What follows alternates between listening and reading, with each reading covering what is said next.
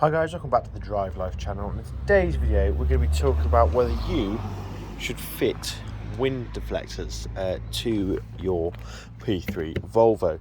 Now I fitted these purely because I'd had them on my previous BMW and I like the way that they sort of allowed you to have the window open without getting trashed by the wind. So I fitted them on the front here and on the rear on both sides, and they're the Climber Comfort. Now you can get all sorts of different makes. Heiko do a set. I can't think of the other ones off the top of my head, but yeah, if you Google them, there's quite a few different makes. Now there's a lot of pros and cons to these, and I'll go through the cons first. Now, first one is obviously that they do slightly ruin the lines of the car. As you can see, you've got a slight little bulge out here. And yeah, they just sort of disrupt the silhouette of the car, especially these back ones. These back ones stick out quite far, which is a bit odd. As you can see here, there's probably an inch or so between the glass and these, which there doesn't need to be, and they are quite flexible. But yeah, it's a bit of a strange one. Another con is something that you can see here as well, is that they catch dirty water. Now I took this car through a car wash. I know people say you shouldn't, but I had to get it done quickly, and what happens is all the water goes up inside here, and it just sits in there, and actually this top part of the window gets really filthy quite quickly, and is a bit of a pig to clean, especially trying to get up in there. So you have to wind the window down and just clean the top of the window, which isn't a big deal, but just a bit of a bizarre thing.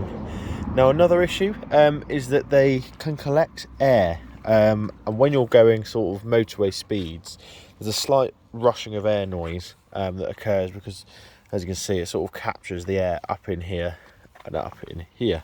Now it's not too noticeable, and to me I'm not that worried about it, but for some people it might be an issue, especially if they've got like a ultra quiet car, I suppose. I've got Michelin cross climates, which aren't the quietest tyres anyway, so it doesn't bother me too much. The overall car is so refined anyway that little bit of noise isn't so much of an issue.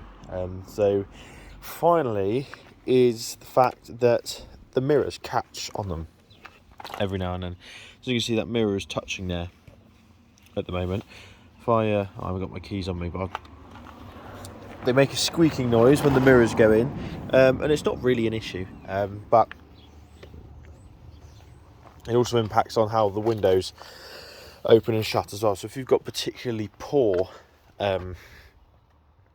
windscreen window regulator motors, which these cars are prone to having, then it might cause accelerated wear. Mine fortunately are okay at the moment, but it's something I'm keeping an eye on anyway. So you guys are probably wondering why on earth you would bother fitting them with all those cons, and the biggest thing is the fact that you can drive with the windows wide open and it doesn't completely buffet you.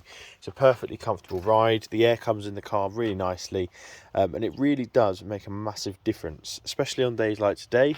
We've got the sun. I used to drive a convertible, and actually being able to have all the windows open on the car without being buffeted is really nice. And for me that's worth it, because those issues aren't serious issues at all. But it is nice to be able to drive with the windows open.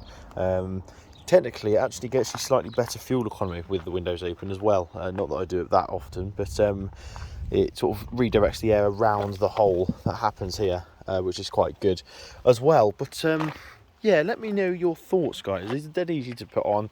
You can take them off again, just as easy as you can put them on. They literally just sort of sit up in the window channels here. So yeah, they're not permanent or anything like that. Have you guys had a go? Have you guys had them fitted, or have you taken them off for a reason? Yeah, let us know, and I'll be interested to hear from you guys on that. So thanks for watching. Don't forget to like, comment and subscribe, and I'll see you in the next video. Cheers.